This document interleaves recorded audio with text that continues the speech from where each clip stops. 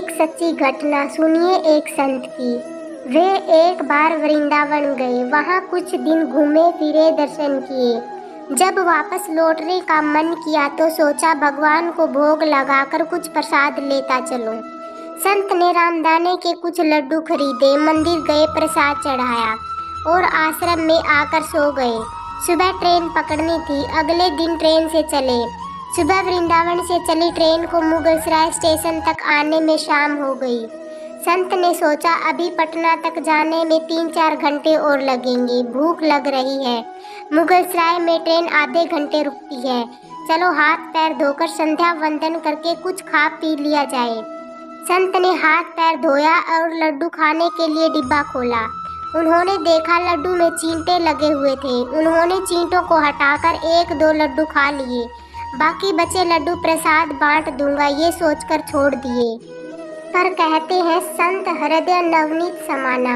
बेचारे को लड्डुओं से अधिक उन चिंटों की चिंता सताने लगी।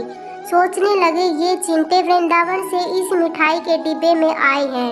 बेचारे इतनी दूर तक ट्रेन में मुगलसराय तक आ गए।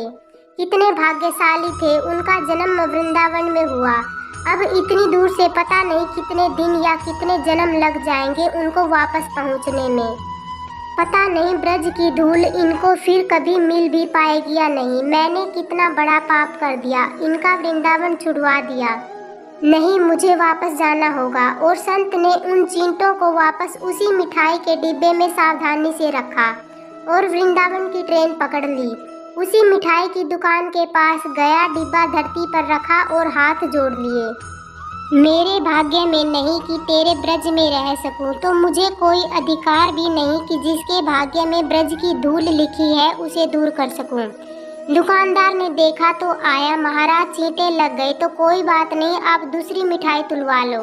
संत ने कहा भैया मिठाई में कोई कमी नहीं थी, इन हाथों से पाप होते होते रह गया, उसी का प्रायश्चित कर रहा हूँ।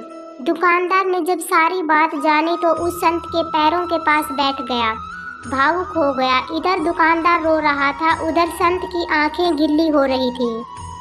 बात भाव की है, बात उस निर्मल मन की है, बात ब्रज की है, बात मेरे वृंदावन की है, बात मेरे नटवर नागर और उनकी राधा रानी की है, बात मेरे कृष्ण की राजधानी की है। बूझो तो बहुत कुछ है, नहीं तो बस पागलपन है, बस एक कहानी।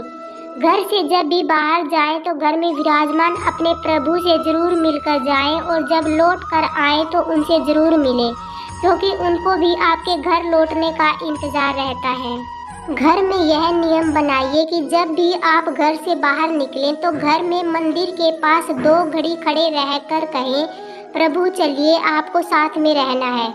ऐसा बोल कर ही घर से निकलें, क्योंकि आप भले ही लाखों की घड़ी हाथ में क्यों ना पहने हो, पर समय तो प्रभु के ही हाथ में है। बोलो राधे राधे।